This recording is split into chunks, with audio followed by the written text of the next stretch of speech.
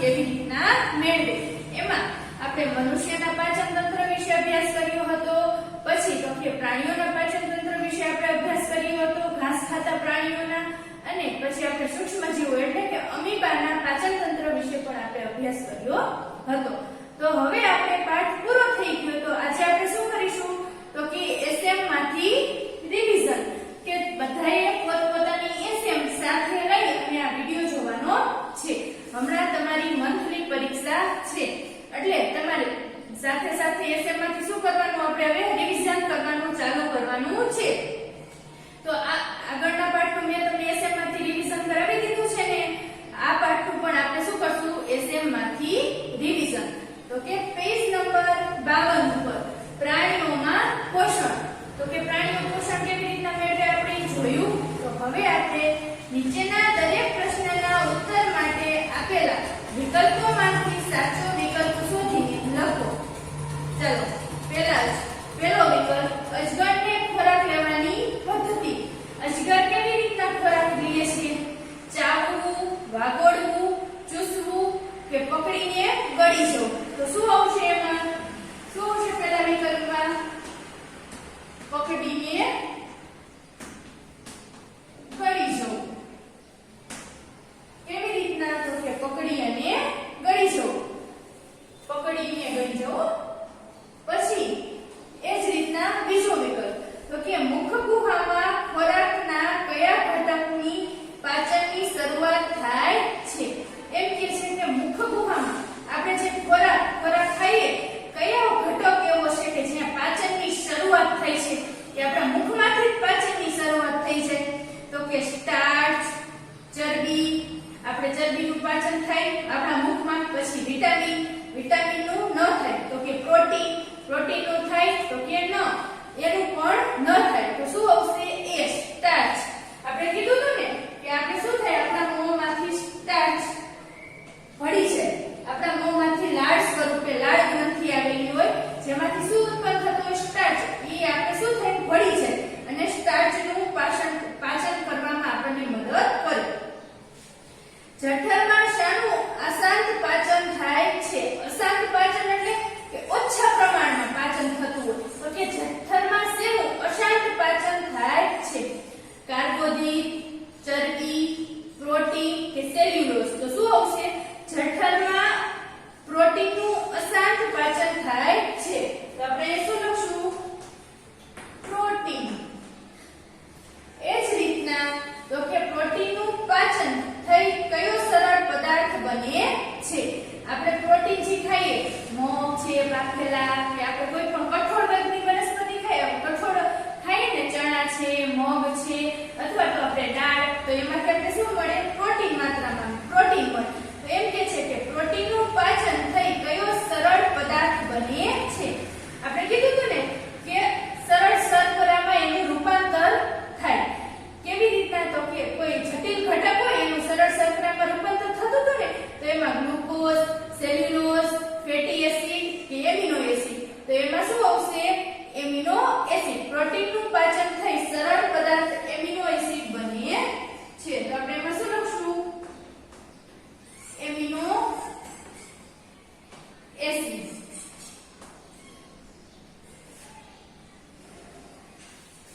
ચલો પછી પાંચમો પ્રશ્ન, એમસીક્યુ. તો કે રસાંકુરો ક્યાં આવેલા છે? આપણે કીધું હતું કે નાના પ્રવર્ધો જેવા રસાંકુરો ક્યાં આવેલા હોય છે? બધાને યાદ છે ને કે નાના પ્રવર્ધો આંગળીઓ જેવા રસાંકુરો ક્યાં હોય છે? તો કે રસાંકુરો શોષણ કેન્દ્ર ક્યાં આવેલું છે? તો કે સૌથી વધારે શોષણ ક્યાં થતું હતું? નાના આંતરડામાં. લાખોની સંખ્યામાં શું આવેલું હતું? નાના આંગળીઓ જેવા પ્રવર્ધો, જેને આપણે શું કહેતા હતા? રસાંકુરો કહેતા હતા. તો શું આવશે એમાં? નાનું આંતરડું.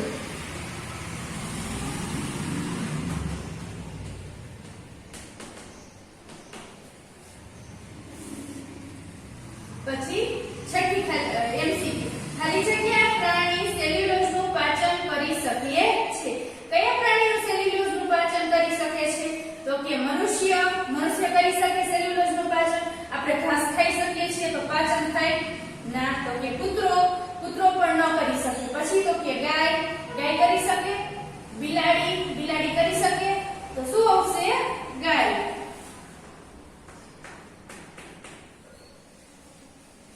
ચાલો હવે આપણે નીચેની ખાલી જગ્યા પૂરો. હવે શું કરશું? ખાલી જગ્યા પૂરશું. તો કે ખાલી જગ્યા એ મનુષ્યની સૌથી મોટી ગ્રંથિ કઈ છે? એ શું કે છે? સૌથી મોટી ગ્રંથિ કઈ છે મનુષ્યની? કઈ ગ્રંથિ? મેં તમને કીધું હતું કે આપણે સૌથી મોટી બે ગ્રંથિઓ હતી. આપણે બે ગ્રંથિઓ વિશે અભ્યાસ કર્યા હતા. કઈ? તો કે સ્વાદુપિંડ ગ્રંથિ અને યકૃત ગ્રંથિ. તો સૌથી મોટી ગ્રંથિ કઈ છે આપણી? શું આવશે? યકૃત ગ્રંથિ. એમાં શું આવે? યકૃત મનુષ્યની સૌથી મોટી ગ્રંથિ છે. જઠર, બીજી ખાલી જગ્યા. જઠર હાઇડ્રોક્લોરિક એસિડ અને ખાલી જગ્યા રસનો સ્ત્રાવ કરે છે, જે ખોરાક પર કાર્ય કરે છે. તો કે જઠર હાઇડ્રોક્લોરિક એસિડ અને એના સિવાય કયા એવા પાચક રસોનો સ્ત્રાવ કરે છે કે જે ખોરાક પર કાર્ય કરે છે? તો એમાં શું આવશે? પાચક રસનો સ્ત્રાવ કરે છે. આપણે કીધું હતું ને કે જઠર હાઇડ્રોક્લોરિક એસિડ અને પાચક રસનો સ્ત્રાવ કરી આપણા ખોરાક પર શું કરે? કાર્ય કરે અને એને વલોવી નાના નાના ટુકડામાં એનું વિભાજન કરે. પછી ત્રીજી ખાલી જગ્યા. નાના આંતરડાની અંદરની દિવાલમાં ઘણા આંગળીઓ જેવા પ્રવધો આવેલા છે. મેં તમને કીધું તો ખાસ યાદ રાખજો કે નાના આંતરડાની દિવાલમાં લાખોની સંખ્યામાં, હમણાં જ મેં તમને કીધું કે નાના નાના આંગળીઓ જેવા પ્રવધો આવેલા છે, જેને આપણે શું કહેતા હતા? જેને ખાલી જગ્યા કહે છે. તેમાં શું આવશે? રસાંકુરો, જેને આપણે શું કીધું હતું? રસાંકુરો. એ જ રીતના ચોથી ખાલી જગ્યા. અમીબા ખોરાકનું પાચન ખાલી જગ્યામાં કરે છે. આપણે કાલે દર્શાવ્યું હતું ને કે અમીબા ખોરાકનું પાચન કઈ જગ્યાએ એનું થતું હતું? તો કે એના શરીરમાં અન્નધાનીમાં. કઈ જગ્યાએ? તો ચોથી ખાલી જગ્યામાં શું આવશે? અન્નધાની. પછી તો કે પાંચમી ખાલી જગ્યા. પુખ્ત વયની વ્યક્તિમાં કુલ ખાલી જગ્યા દાંત હોય છે. મેં તમને કીધું હતું કે આપણે પુખ્ત વયના મનુષ્યમાં કેટલા દાંત હોય છે? તો કે 32. કેટલા હોય છે? છઠ્ઠી ખાલી જગ્યા. કડવો સ્વાદ જીભના ખાલી જગ્યા ભાગ પર પરખાય છે. આપણે કીધું હતું કે આપણે મીઠો સ્વાદ ક્યાં આવે, ગળ્યો ક્યાં આવે, ખાટો ક્યાં આવે અને કડવો ક્યાં આવતો તો આપણી જીભમાં? સૌથી છેલ્લે. એટલે શું આવશે? તો કે કડવો સ્વાદ જીભના પાછળના ભાગ પર પરખાય છે. કઈ જગ્યાએ? પાછળના ભાગે. આપણે ખાઈએ તો પેલા નો કડવું લાગે, પાછળથી કડવું લાગે આપણને. પછી સાતમી ખાલી જગ્યા. પિત્તરસનો સંગ્રહ ખાલી જગ્યામાં થાય છે. શું કહે છે? કે જે પિત્તરસ હોય એનો સંગ્રહ ક્યાં થાય છે? તો કે પિત્તાશયમાં. કઈ જગ્યાએ?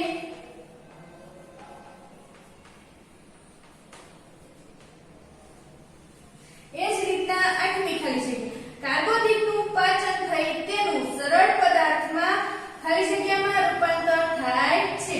આપણે કીધું હતું કે કાર્બોદિત વાળો ખોરાક હોય તો એનું પાચન થાય. શેમાં એનું રૂપાંતર થતું હતું? ગ્લુકોઝમાં. તો કે કાર્બોદિતનું પાચન થઈ ગ્લુકોઝમાં એનું રૂપાંતર થાય છે. નવમી ખાલી જગ્યા. તો કે પિત્તરસ ખાલી જગ્યા પાચનમાં અગત્યનો ભાગ ભજવે છે. જે પિત્તરસ છે ક્યાં આવેલો હોય? પિત્તાશયમાં. એ શેના પાચનમાં અગત્યનો ભાગ ભજવે છે? ચરબી છે, વિટામિન છે, પ્રોટીન છે કે શેનામાં? તો કે ચરબીના.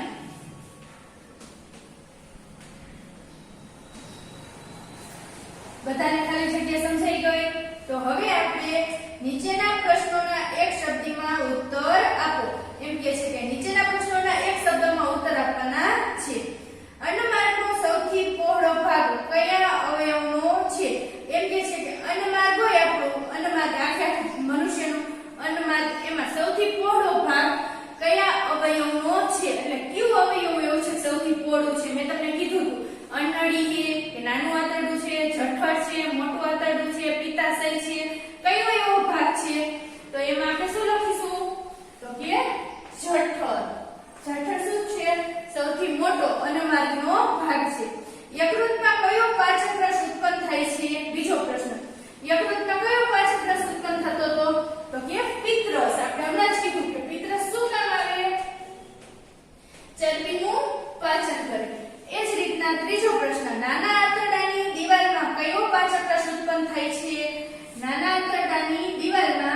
પાચક રસ ઉત્પન્ન થાય છે?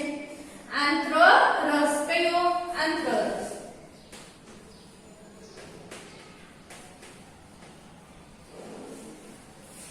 ચોથો પ્રશ્ન, કયા અવયવમાં ખોરાકના પાચનની પ્રક્રિયા પૂર્ણ થાય છે?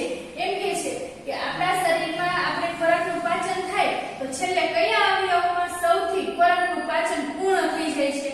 મેં તમને કીધું કે મોટું આંતરડું તો શું કરે કે જે અપાચિત ખોરાક હોય, પાણી છે કે એવા નદ જે થોડાક દ્રવ્યો એને શોષે, પણ સંપૂર્ણ પાચન પૂરું થઈ જતું હોય એવો કયો ભાગ છે? તો કે પાચનની પ્રક્રિયા પૂર્ણ થાય સંપૂર્ણ એવો કયો ભાગ છે? તો એમાં આપણે શું લખશું? નાના આંતરડામાં. કઈ જગ્યાએ? નાના આંતરડામાં સંપૂર્ણ પાચન થઈ જતું હોય.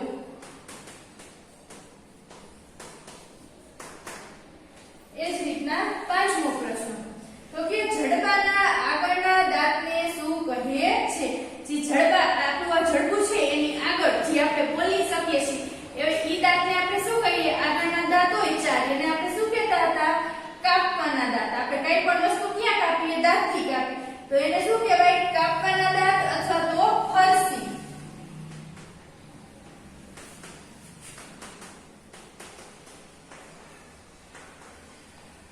શું કહેશું? ફરસી. એ જ રીતના છઠ્ઠો પ્રશ્ન, અમીબા શાના વડે ખોરાક ગ્રહણ કરે છે?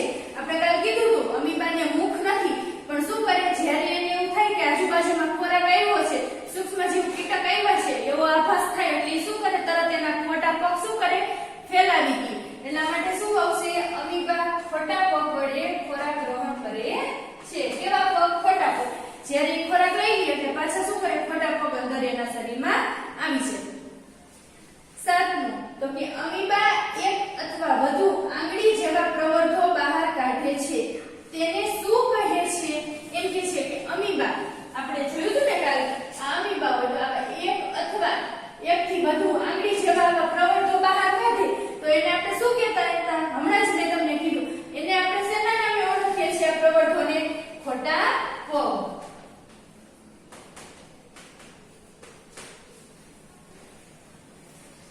આઠમો પ્રશ્ન, પેજ નંબર 53 ઉપર, તો કે અમીબામાં ખોરાકનું પાચન અને શોષણ શેમાં થાય છે? હમણાં જ આપણે કીધું કે અમીબામાં ખોરાકનું પાચન અને શોષણ શેમાં થાય છે?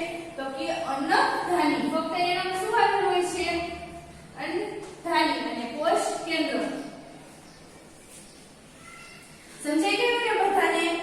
ચાલો હવે તો આપણે નીચેના વિધાનો ખરા કે ખોટા તે જણાવીએ. શરીરમાં ખોરાક લેવાની પ્રક્રિયાને પાચન કહીએ છીએ. એમ કે શરીરમાં આપણે ખોરાક લઈ એ પ્રક્રિયાને શું આપણે પાચન કહેતા હતા કે અંતગ્રહણ કહેતા હતા? આપણે ખોરાક લેતા હતા અને આપણે શું કીધું હતું? અંતગ્રહણ. તો એમાં શું આવશે? પેલા ખરા ખોટામાં શું આપણે કરીશું? તો કે ખોટું. એમાં શું કરશું આપણે? ખોટું. પછી એ જ રીતના બીજું, જીભના પાછળના ભાગે ગળ્યો સ્વાદ પર ખાય છે. આપણે હમણાં શું કીધું? જીભના પાછળના ભાગે ગળ્યો સ્વાદ પર ખાય કે કડવો સ્વાદ પર ખાય? કયો પર ખાય? કડવો. તો એમાં પણ શું આવશે? ખોટું.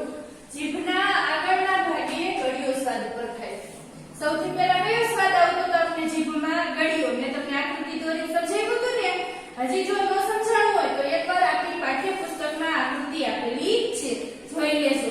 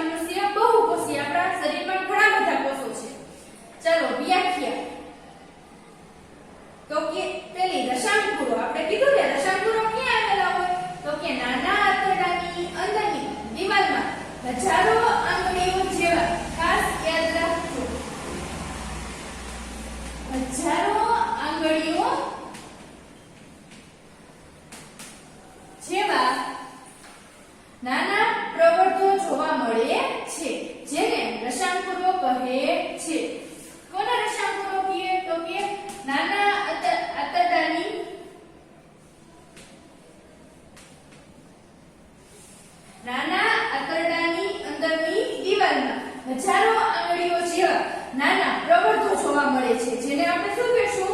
રસાયણકુરો. એ જ રીતના ખોરાક, તો કે શરીરને પોષક તત્વો પૂરા પાડવા પદાર્થને ખોરાક કહે છે. શરીરના પોષક તત્વો એટલે કે આપણા શરીરમાં પોષક તત્વો પૂરા પાડવા. પોષક તત્વો પૂરા પાડવાતા પદાર્થને ખોરાક કહે છે. પછી તો કે પાચન. પાચનની વ્યાખ્યા તો કે શરીરમાં ખોરાક દ્વારા લીધેલા જટિલ ઘટકોનું સરળ સ્વરૂપમાં રૂપાંતર થવાની પ્રક્રિયાને પાચન કહે છે. શું કે છે પાચન? તો કે શરીરમાં ખોરાકના જટિલ ઘટકોનું, આપણે જે શરીરમાં ખોરાક લઈએ છીએ એનું જટિલ ઘટકોનું સરળ ઘટકમાં રૂપાંતર થવાની પ્રક્રિયાને આપણે શું કહેશું? પાચન. શું કરે? શર્કરાને તોડી નાખે, ચરબી, પ્રોટીન, કાર્બોદિતને શું કરે? તોડી અને એનું સરળ સ્વરૂપમાં રૂપાંતર કરી નાખે, એને આપણે શું કહેશું? પાચન. નીચે આપેલા જોડકા જોડો. ચાલો હવે આપણે જોડકા જોડવાના છે. તો કે કાર્બોદિત. કાર્બોદિતમાંથી શું છૂટું પડે? તો કે શર્કરા. ને પછી બીજું છે પ્રોટીન.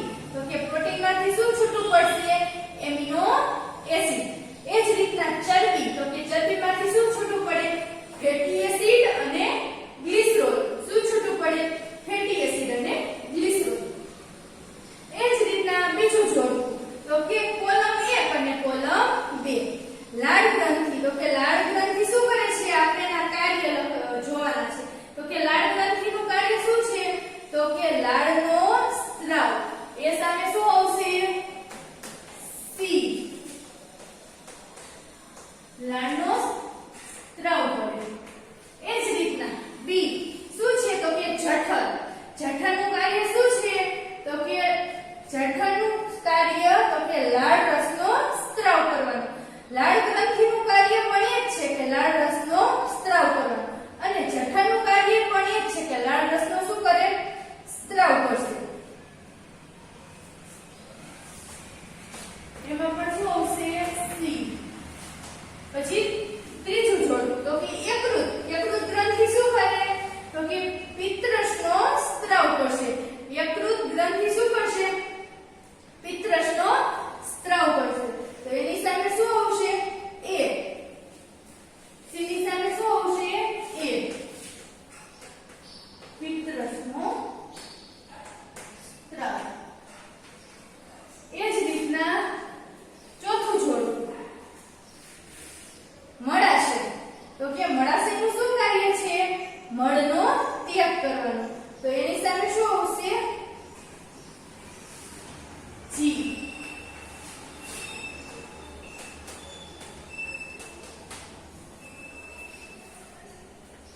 પછી 5 નંબર આપણે શું લખશું? ઈ. 5 નંબર.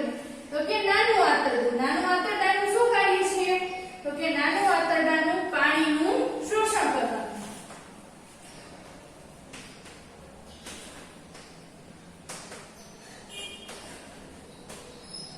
મારી સાથે સાથે બધા જોતા જજો. એમાં શું આવશે? એફ. આમાં શું આવશે? એફ. એ જ રીતના મોટું આંતરડું 6થા નંબરનું. તો કે મોટા આંતરડાનું શું કાર્ય છે? અપાચિત ખોરાકનો સંગ્રહ કરવાનો. કેવો ખોરાક કે જે પાચન ન થયું હોય? અપાચિત.